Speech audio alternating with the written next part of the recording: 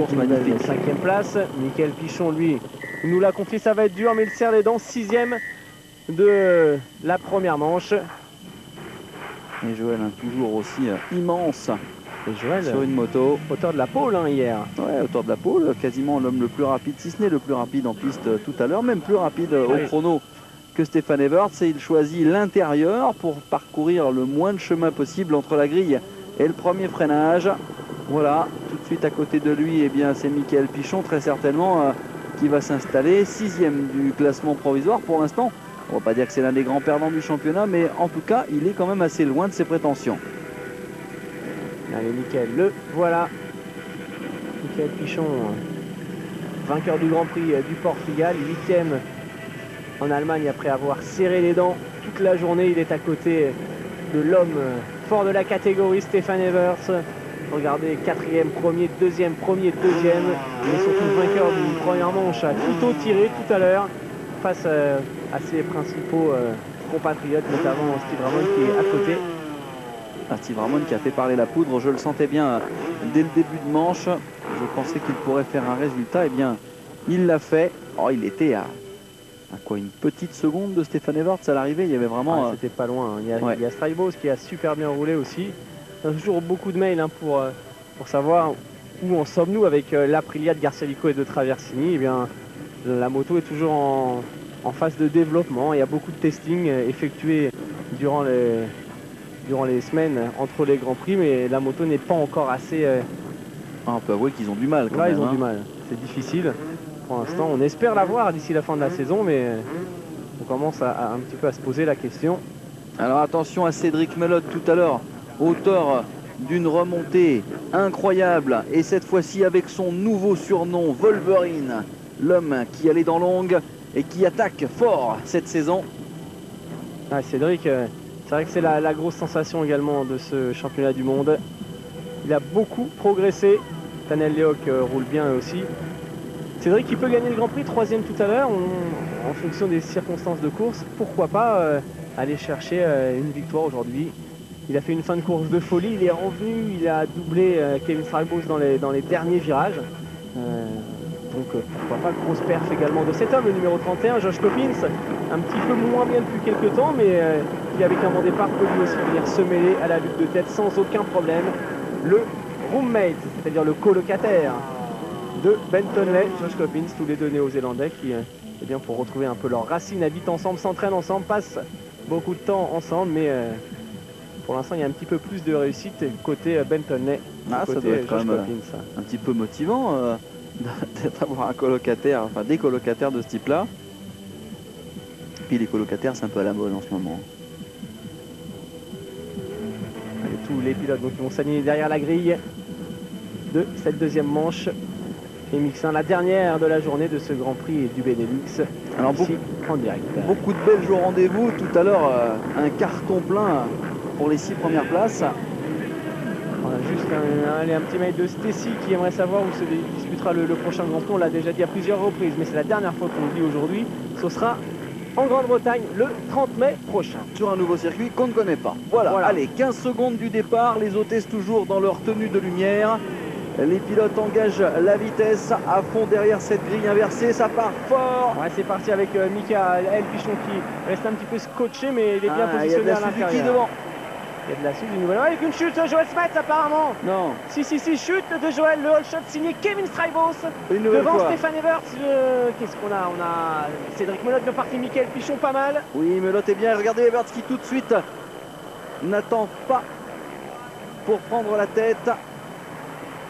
Allez, en tête, Stéphane Everts suivi de Kevin Strybos. Cédric Melotte en 3e position. Mickaël Pichon qui devrait se retrouver en 4e place. Regardez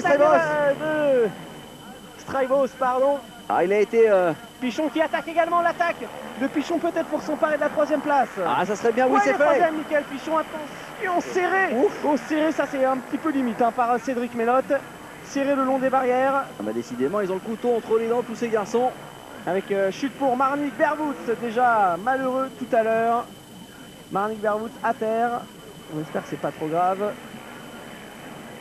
Et Strybos qui n'a vraiment pas envie de se laisser distancé de trop dans cette manche. Alors Stéphane, il n'a pas envie, lui, de récidiver la première manche où il avait dû se battre jusqu'au bout. Là, on prend le commandement d'entrée de jeu. Ça devient beaucoup plus simple. Oh, c'est plus facile comme ça. Ceci dit, s'il le prend comme ça, qu'il le prenne comme ça. Alors Mélotte, 3e, 4e place pour Michael Pichon. Sven Brogelmans, c'est bien parti lui aussi. Le coéquipier d'Yves de Maria en MX3 qui a pris la moto laissée vacante par Kenneth Gundersen chez KTM aujourd'hui. Il a pris un bon départ, Brogelmans. Et Strybos définitivement au rendez-vous sablonneux de ce Grand Prix du Benelux. Mélotte est dans le bon wagon. En revanche, déception pour Steve Ramon qui a loupé son départ complètement. Il est 12e pour le moment. Et Pichon en 4e position. Qui se fait débarrasser de Brogelmans a priori. Mais oui. Le voilà, Michael. Brogelmans en 5e position. Énorme freinage, le pilote KTM là. Derrière, on a aperçu Josh Coppins.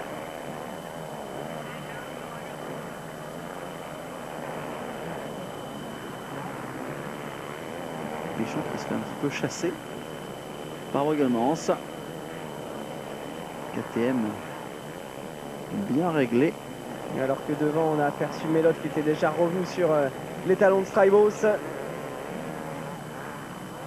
À quelque part, on peut presque regretter que Stéphane ait réussi à prendre le commandement d'entrée de jeu. Ça va nous priver probablement d'une belle baston. Oui, sauf si un certain Marnik Berwoods revient aux affaires. Cédric Mélotte. Marnik Berwoods, pardon, Cédric Mélotte. Et voilà, Cédric 3e. Ouais, il faut voir les temps. Ah bah là, Stéphane il est en train de... 2,08, Stéphane Everts, c'est au-dessus du lot, ça c'est clair. Alors c'est ça aussi la différence, c'est que Everts, que ce soit démonté ou pas démonté, le circuit, il est toujours aussi rapide. Lui, il est calé sur son rythme de la première manche. Et puis Joël, en revanche, qui va devoir batailler dur pour revenir très loin. Forcément, il est pour l'instant 26e seulement, Joël Smets. Donc on va suivre sa remontée. Et ça risque d'être compliqué. Il est déjà 15e, cela dit.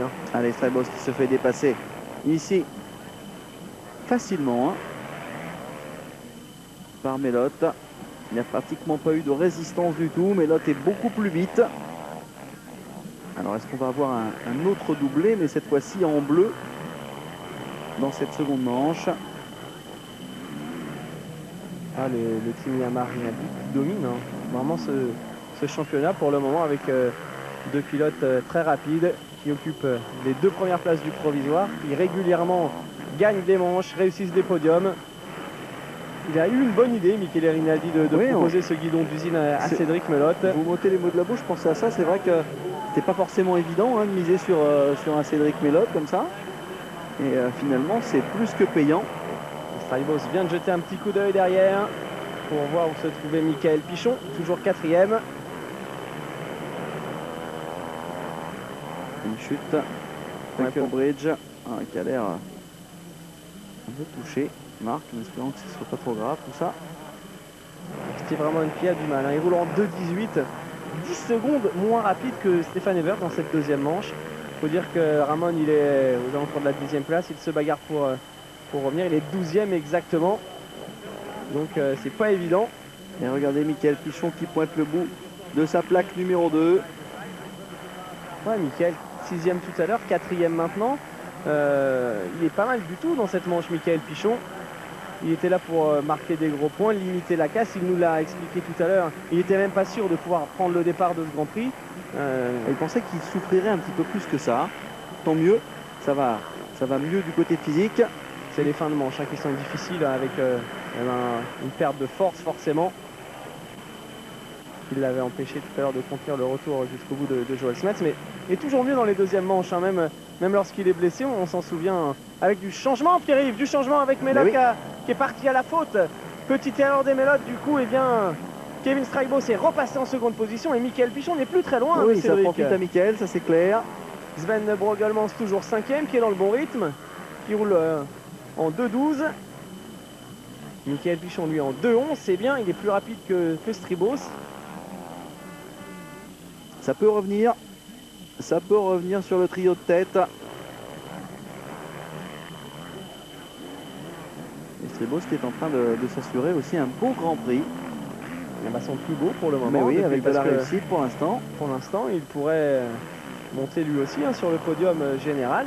Ouais, ça serait mérité parce que c'est vrai qu'il a beaucoup travaillé cet hiver au développement de cette Suzuki. Pour l'instant, ça nous fera Everts, Melotte et Stribos. Même Stribos, non. Everts, Stribos et Melotte dans l'état actuel des choses, ouais. Et puis ça assurerait la 5e place, la 4e place du Grand Prix à Michael Pichon, ce qui est quand même plus que correct. C'est clair dans les conditions dans lesquelles il est amené à rouler ce week-end. Cédric Melotte qui prend des coups de raquette au freinage assez étonnant. Donc devant, il y a 4 secondes d'avance environ. 4 à 5 secondes d'avance pour Stéphane Everts. Allez, Stribos, Melotte, Michael Pichon derrière.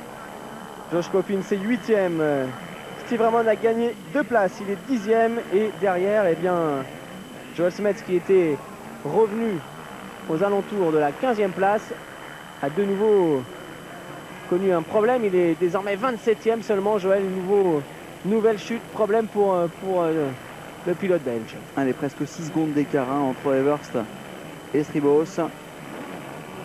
Et une nouvelle fois, l'hégémonie belge fait énorme impression sur cette piste sablonneuse. Et regardez, Michael qui s'accroche vraiment bien. Il n'a pas l'air de trop souffrir. Il a un bon timing, Michael Pichon.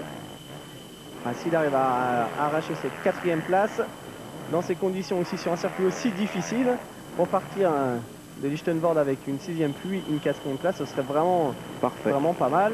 Allez. Avec le problème Steve Ramon, abandon de Steve Ramon, justement j'allais en parler. Pichon qui est à la lutte avec Ramon pour la 3e place du provisoire. Et bien regardez, quoi qu'il arrive, il peut faire une grosse opération, revenir et pourquoi pas même s'emparer de la 3e place du provisoire. Michael, à condition de réussir c'est énorme, une belle course. Apparemment c'est un problème mécanique pour Steve Ramon qui avait l'air bien physiquement, pas de problème, et la moto sur le bord de la piste, c'est dommage. Il avait réussi une très belle course tout à l'heure avec une 2e place. À l'attaque de Cédric Melotte, comme d'habitude, full gaz. Melotski à fond. Wolverine, son nouveau surnom. Il va essayer d'aller chercher Kevin Stribos pour offrir un nouveau doublé à l'équipe Yamaha Rinaldi. Mais Stribos, lui, aimerait bien terminer 2e de ce Grand Prix.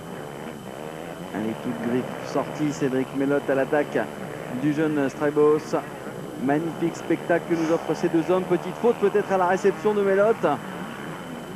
Quelle dépense d'énergie, vraiment pour Cédric, qui a vraiment un beau pilotage. C'est un attaquant de tous les instants. Cédric Melotte, c'est pour ça qu'on apprécie son comportement. Regardez ça. Là, il est beaucoup plus vite. Stribos a jeté un petit coup d'œil, il a eu peur, il a senti cette attaque de Cédric Melotte. Désormais second de cette manche, second également du Grand Prix. Pour l'instant, c'est un coup à toi, un coup à moi, cette seconde place.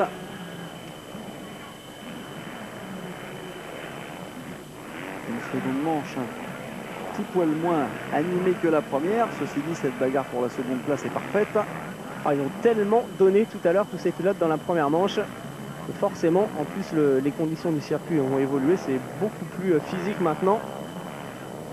Mais attention à Michael Pichon qui est toujours dans le coup. Mika qui peut revenir, pourquoi pas, sur Stribos. Les deux hommes se connaissent bien, ils ont passé beaucoup de temps, beaucoup de saisons à s'entraîner ensemble chez Suzuki. Regardez le retour de Michael Pichon. Il est là. Il est là, le Français. Ce serait bien pour Michael d'aller chercher un podium dans cette manche après 4 tours. Le classement, Everts en tête devant Melotte, Stribos, Pichon, Broglemans, Josh Coppin 6e, Burnham, Freiberg, De Gicker et Garcia Vico. Abandon pour Berwoods, abandon également pour Steve Ramon malheureusement, et Joel Smets très loin. Joel Smets, auteur d'une belle course tout à l'heure, qui va perdre beaucoup de points, des points très importants, puisque lui aussi est bien abandonné. C'est dommage. Et retour avec le leader. À l'image de Ben Conley qui est bien parti pour réussir le doublé aujourd'hui. Il attaque fort, hein. Il attaque fort, Stefan Everts. Alors forcément, il est pour l'instant vainqueur virtuel de ce Grand Prix. Encore 23 minutes plus de tour. Vous pouvez apprécier avec ses beaux plans serrés la façon dont Stefan Everts manage sa moto en délestant beaucoup l'avant, essayant d'éviter les trous. 8 secondes d'avance, presque 9 sur Melotte. Et Kevin qui est en train de se faire remonter ici. Ouais, par Michael Pichon. Ah ouais, qui a bien senti Michael Pichon qui pouvait revenir. Il se motive, le pilote français. Regardez, il est full gaz. Alors c'est bien simple hein, pour s'emparer de la 3e place provisoire du championnat du monde et doubler Steve Ramon. Et bien Michael Pichon doit doubler Kevin Strijbos. Ah, ça serait vraiment une belle opération, hein. Sinon il reviendrait quasiment un petit point seulement de Steve Ramon. Quoi qu'il en soit, si on en reste là, il y a un bon coup à jouer pour Pichon aujourd'hui alors que ça s'annonçait très difficile. Oui, puis comme il le disait, on va arriver sur des circuits où il se sent plus à l'aise. Regardez. Ah, il va être en mesure d'attaquer Kevin Strijbos dans quelques virages. Michael Pichon. Le Français sort la grosse attaque. Serre les dents, oublie la douleur et va chercher les points. C'est bien. Ouais, Strijbos qui roule en ce moment en 2.15, Michael en 2.13. Allez, 2 secondes au tour, hein, c'est beaucoup. Voici donc le comparatif. Alors devant 9 secondes d'avance pour Stefan Everts sur Cédric Melotte. Voici des temps comparatifs entre Kevin Strijbos et Michael Pichon. Stéphane qui roule en 2.11 en ce moment. Ils n'ont pas totalement les mêmes lignes. Regardez, il prend des risques, hein, Michael Pichon. Il sort large, il essaye d'avoir beaucoup d'inertie. Il gagne du temps sur le temps. Vous entendez les moteurs 4 temps qui régulent. Les motos qui disposent d'allumage et de CDI réglables pour pouvoir positionner justement cette zone de régulation un peu plus haut que sur les modèles d'origine. Alors Michael Pichon bien entendu hein, toujours avec Jackie Vimon à l'entraînement. Ça paye. Bah oui, ça paye. Et une association qui est très intéressante en tous les cas pour les deux hommes, pour Jackie qui a travaillé avec de nombreux top pilotes français, Sébastien Tortoli, David Villemain et désormais Michael Pichon. C'est bien, ça permet à Jackie également de voir un petit peu comment ces différents champions du monde se comportent. Et puis pour Michael, c'est toujours intéressant également car on sait Jackie Vimon est au niveau des trajectoires est l'un des meilleurs au monde. Il s'est préparé un pilote mentalement, psychologiquement. Il a beaucoup travaillé, Jackie Vimon, il a toujours pris sa nouvelle fonction de coach à cœur en s'investissant à 200%, notamment en travaillant des méthodes comme la sophrologie pour enseigner l'art de se décontracter, l'art de se concentrer aux différents pilotes avec lesquels il a travaillé.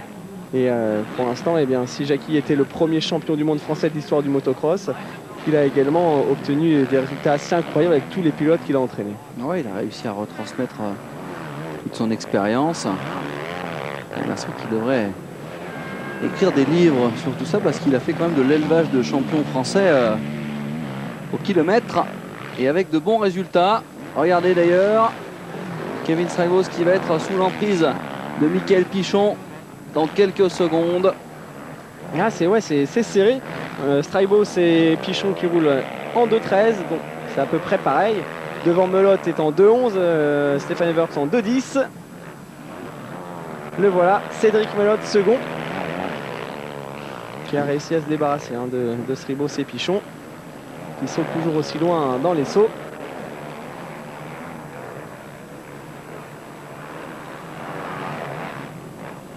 Alors c'est physiquement que ça va jouer pour la 3e place entre Pichon et Strijbos. On sait que Michael n'est pas à 100% et que Strijbos a tendance à baisser un peu de rythme en fin de course. Donc alors, ouais, regardez, qui aura l'avantage?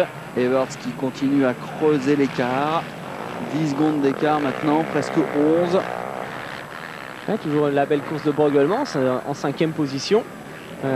Copine c'est 7e. Burnham 6e qui est lui aussi. Ici un beau Grand Prix. Garcia Lico 9e une nouvelle fois dans le top 10.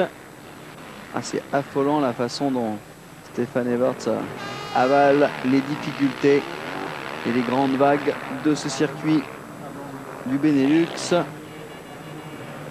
Le tour le plus rapide en 2:10.719 pour Mélotte. Là, on a un mail de Jean-Noël Gou qui aimerait savoir si Pierrick Paget roule du côté des États-Unis aujourd'hui à Sacramento. Eh bien oui, Pierrick est parti là-bas pour disputer cette première épreuve. Et puis Pierrick passera de l'autre côté la semaine prochaine en organisant le premier motocross féminin du côté de l'Enia dans le Jura. Chez lui, il va rentrer des États-Unis pour s'occuper de cette course très sympa. Beaucoup d'idées, hein, toujours dans la tête de Pierrick Paget qui lui aussi s'investit à fond dans sa passion.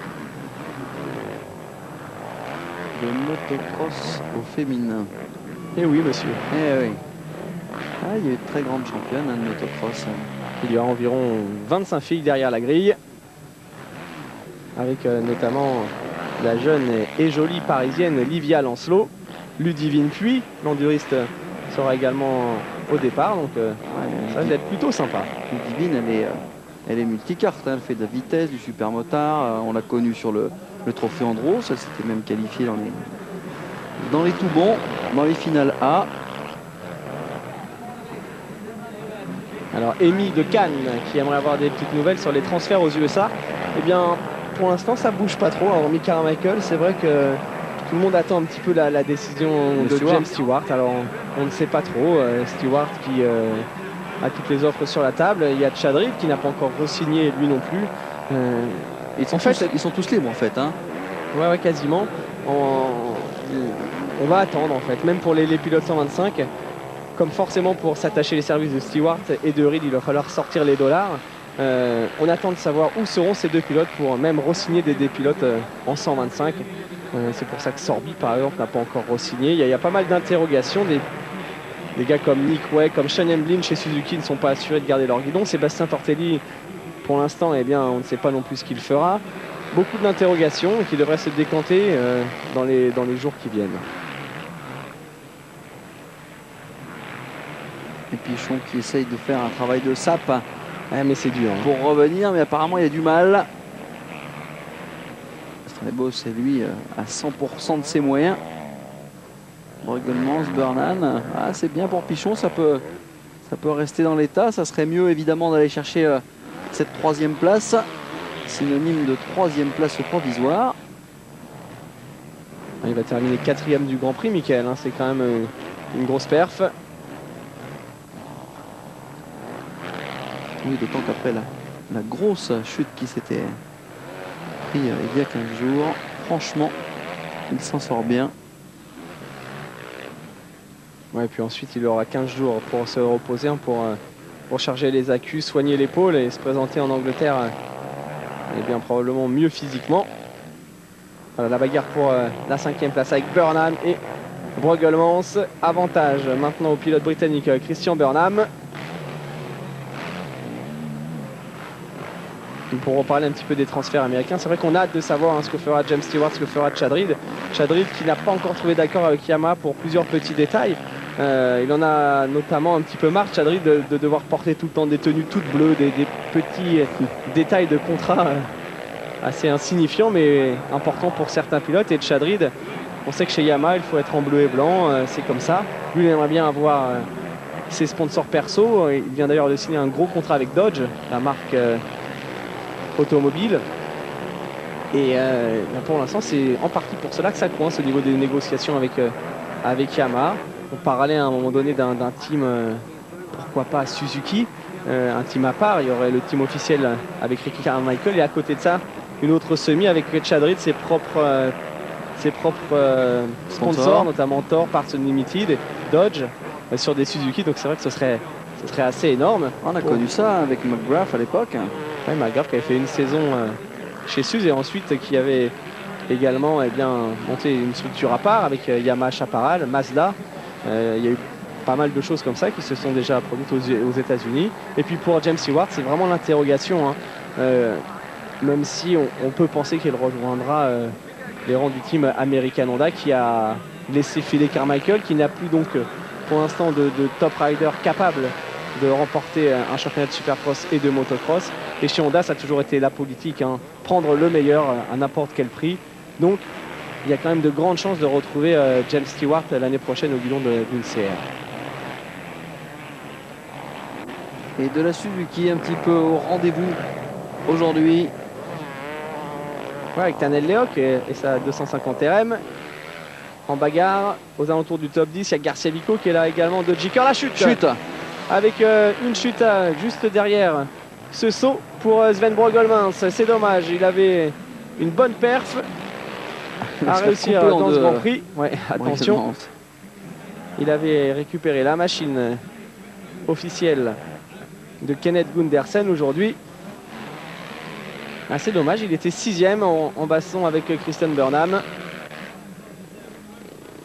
C'en est terminé pour Sven Brogolmans, coéquipier d'Yves de Maria en MX3.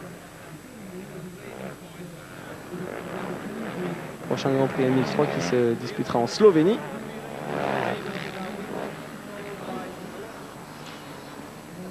Et retour sur le leader incontesté, incontestable de cette deuxième manche. Stéphane Everts en route vers le doublé comme d'habitude. Il a dominé cette deuxième manche pour le moment. Vainqueur virtuel de cette manche, mais à mon avis c'est plus que virtuel. Melotte toujours second. Sribos 3, Michael Pichon 4. C'est dommage que Melotte se soit fait un petit peu déborder au départ. Il n'a pas été en mesure d'aller lutter avec son chef de file. Je pense qu'il avait les moyens d'inquiéter Stéphane Evers dans cette manche. Et voilà, Cédric, 3e tout à l'heure, second. Désormais, qui confirme, qui va conforter sa seconde place du classement provisoire. Alors 3e l'année dernière en 650, bien parti pour terminer second. Même s'il reste encore beaucoup de courses, on ne va pas s'enflammer. En tous les cas, il continue de progresser saison après saison. C'est beau, 5 à désormais 3 secondes d'avance pleine sur Michael Pichon.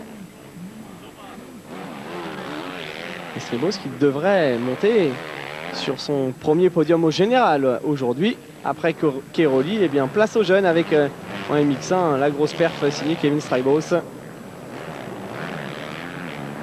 C'est bien Stribos qui affiche enfin un physique et un mental capable d'aller au bout et d'aller chercher des podiums. Encore 10 minutes plus de tours dans cette manche. Dernière manche de la journée. Grand Prix du Benelux. Michael Pichon toujours solide 4e. Il a pris un petit peu, il y a un petit peu d'écart. Stribos a pris un peu d'air sur Michael Pichon. Je pense qu'il aurait signé pour une 6e puis une 4e place, Michael Pichon. C'est sûr. En tout cas, il l'a tort. La Honda.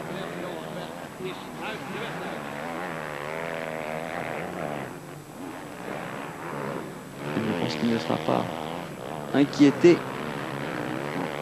dans cette manche par Burnham qui a chuté quoi qu'il arrive. Voilà, Stéphanie Pichon qui est toujours très inquiète forcément, qui vit elle aussi à fond les performances de Michael. On sent vraiment beaucoup de tension chez les femmes de pilote. C'est fou. C'est vrai que le réalisateur a souvent tendance à nous montrer les réactions dans les pits des différentes compagnes de ces pilotes et il y a de la tension. On s'appelle Madame Pichon, Madame Everts, Madame Stribos, Madame Jorgensen. On vit le motocross avec énormément beaucoup de passion. Et comme dans tous les sports, c'est très important également d'avoir une compagne pour l'équilibre, pour se décharger un petit peu de tous les petits soucis. Vous savez, Jean-Christophe, un peu partout dans le monde, derrière de grands hommes, il y a souvent de grandes femmes. Et il faut être capable de supporter les contraintes et la pression de vivre avec un sportif de haut niveau. Parce que c'est pas toujours facile non plus. Non, on les salue toutes d'ailleurs, ces compagnes.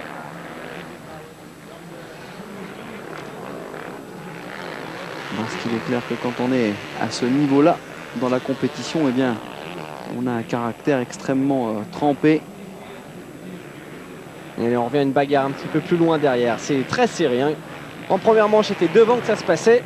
Dans la seconde, regardez. Garcia Vico qui se... Plusieurs, hein, pour la 7e place avec Coppins, avec Garcia Vico, avec également Tanel Leok qui est là.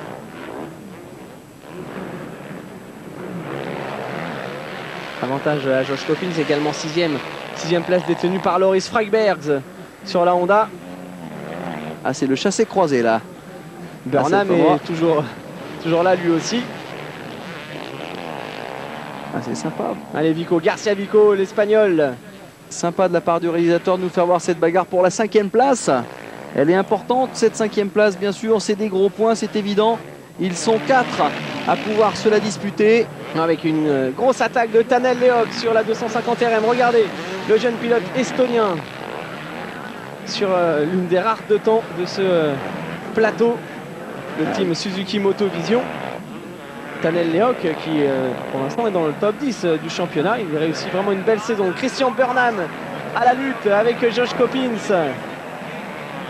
Et Garcia Vico qui charge l'arrière, hein, pour trouver de la puissance. Coppins qui attaque justement. Burnham à l'instant même. Tanel Leok juste derrière. Garcia Vico en train de s'ensabler dans les appuis. C'est clair, c'est du pilotage musclé là dans cette bagarre. Coppins qui fait jamais dans la dentelle. Coppins, 7e de la première manche. Loris Freiberg qui est également présent, numéro 74 dans cette bagarre. 7 minutes de l'arrivée. Coppins qui alterne le bon et le moins bon. Qui est quand même assez à l'aise sur cette Honda, mais qui n'aura pas été en mesure de venir contrarier les projets de victoire des leaders. Non, il était vite pourtant, vraiment, lors des premiers Grands Prix, on s'en souvient. Hein. C'est vrai. En Espagne, à Zolder, de grosses perfs, et puis petit à petit, il a un petit peu perdu de cette vitesse de pointe. Et toujours le classement assez serré. Leok, 7e pour l'instant, Freiberg, Garcia Vico, Christian Burnham, numéro 48. Josh Coppins qui récupère donc la 5e place. Voilà Loris Freiberg, numéro 74. Assez rare, hein, 7 minutes de la fin de se retrouver avec une telle bagarre. Ouais, c'est clair. Avec le Jicker également, numéro 80 qui est là. Et Everts, hein, qui roule toujours dans les mêmes temps que Cédric Melotte. Une bagarre qui a l'air de s'auto... Ouais, il y a 15 secondes d'écart, il est en train de gérer parfaitement son affaire. Stéphane. C'est là que ça se passe en ce moment. Avec Tanel Leok peut-être qui vient de prendre le meilleur à l'entrée des whoops sur Christian Burnham. Ah, c'est la grosse attaque.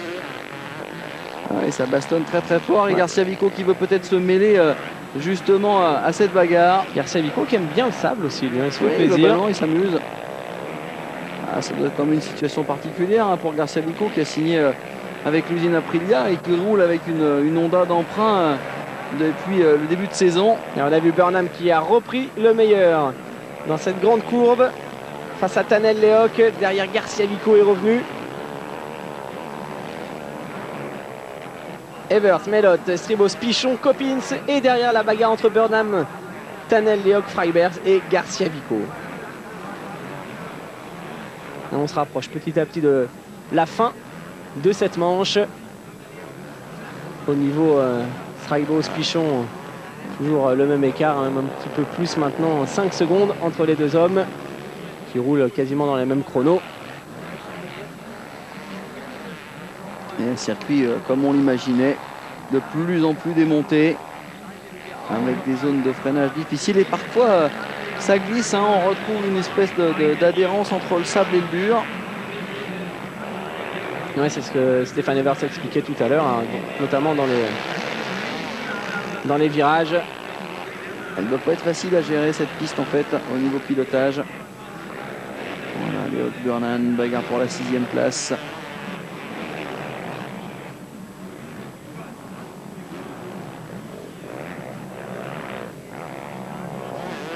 Garcia Vico qui récupère quand même de bons points.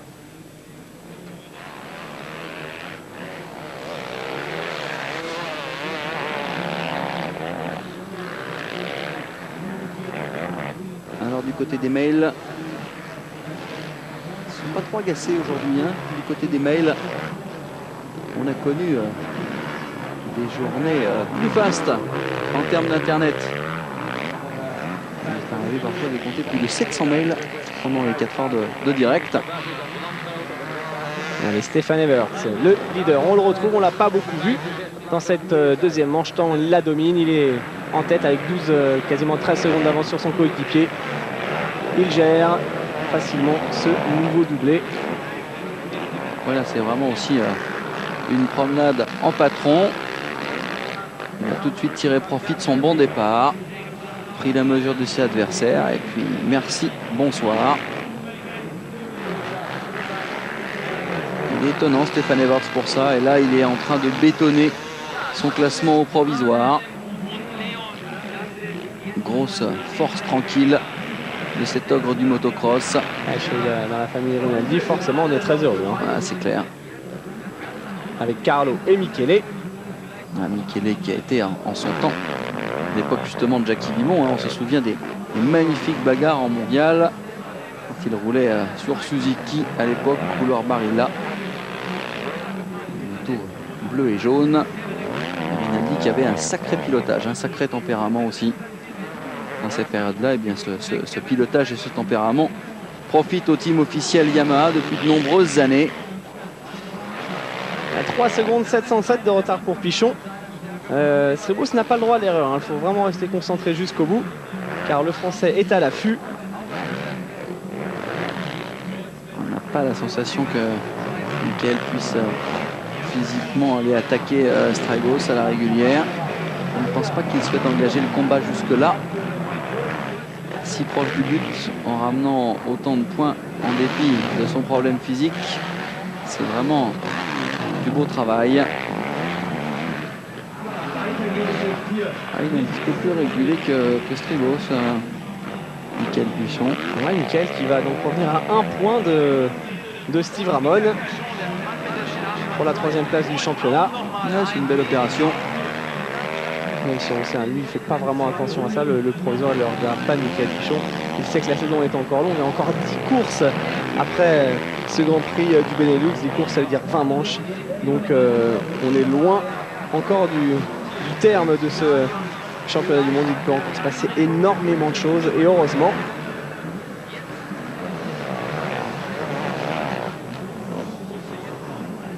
Deuxième chrono hier, Pichon derrière Smets. 6e de la première manche, bien parti pour aller chercher cette 4e place. Il est en train d'assurer, hein, Michael Pichon. Il doit souffler, respirer, trouver de l'air pour aller à la fin de ce Grand Prix, ramenant ses bons points à la maison. 15 jours après, pour se reposer, se refaire une santé. Ouais, il devrait être vraiment à 100% pour le Grand Prix de France, c'est une bonne chose. À Saint-Jean-d'Angély, il y a 2 ans, il avait gagné facilement la course là-bas, Michael. En 500, Stéphane Evert s'était carrément promené dans des conditions assez difficiles, on s'en souvient, la piste est un petit peu boueuse. Ce sera fort en tous les cas, le Grand Prix de France qui s'annonce exceptionnel sur un site magnifique, un circuit quasiment visible à 100%. On espère qu'il y aura beaucoup de monde pour encourager tous les pilotes français. Il y aura également quelques wildcards, on en parlait avec bien pour les MX1, Yves de Maria et Thierry Bétis, et puis pour le MX2, tous les jeunes Frenchies du junior, Chris Pourcel, Nicolas Aubin. Ce sera vraiment très cool. Oui, ça va être agréable de voir ces jeunes pilotes. On espère qu'ils se qualifient d'ailleurs, mais s'exprimer sur nos antennes. On va essayer de voir quelle est la relève française. Alors ça bouge toujours derrière pour la 5e place. Pour l'instant c'est Coppins donc qui a pris un petit peu le meilleur sur Burnham 6e, Vico désormais 7e, Tanel Leoc 8e. La plaque rouge qui attaque donc ces 2 derniers tours. Stéphane Evert à la conquête d'un nouveau doublé. Encore 2 tours. 2 tours à Stéphane.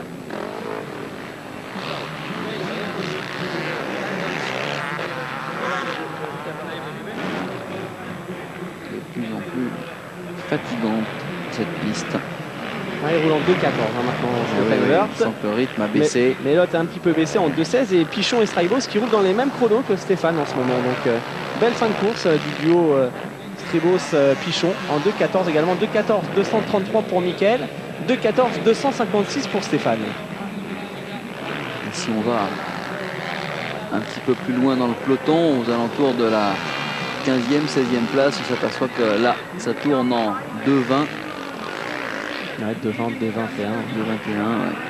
Il y a toujours des écarts énormes hein, sur les circuits sablonneux entre les tout premiers et les poursuivants.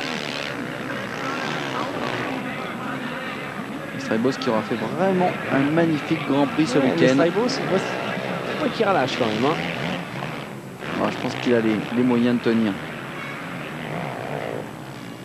N'oublions pas qu'on a affaire à un Pichon un poil diminué. Ouais, mais qui fait une belle fin de manche quand même. Ouais, même si tout est... tout a l'air là, on peut au rendez-vous. apprécier hein, techniquement, c'est pas évident. Il y a des ornières assez énormes à l'appel des sauts. On a vite fait perdre l'avant dans ce type de circuit.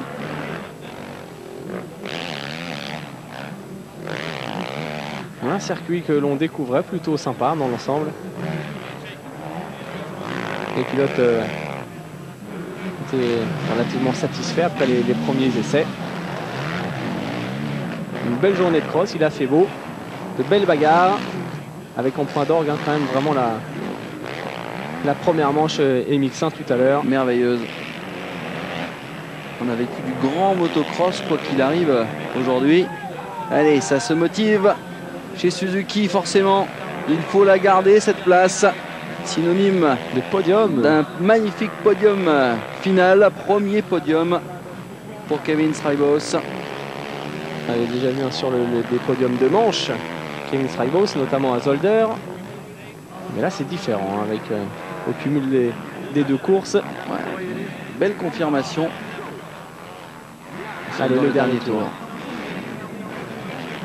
Dernier tour pour Mickaël Pichon qui vient de passer le saut d'arrivée.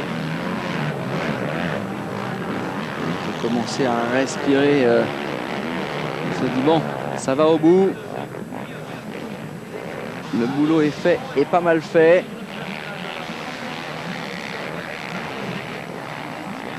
Auteur de la seconde performance aux essais chrono hier. Alors que Stéphane Evers n'avait pas affiché une grosse vitesse. Bon, mais il prend jamais trop de risques, hein, Stéphane. Ouais, c'est clair. Au chrono, c'est pas un spécialiste d'épaule. L'objectif, c'est d'avoir un bon temps pour bien se placer sur la grille. Et puis voilà. Hein. Ensuite, il te fait la différence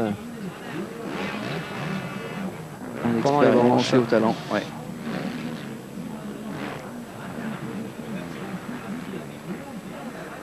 Et là, vraiment, cette manche pour lui n'aurait été qu'une formalité. Allez, Mélotte, toujours en seconde position, qui lui aussi aura fait ce qu'il fallait pour se débarrasser de ses adversaires les plus proches.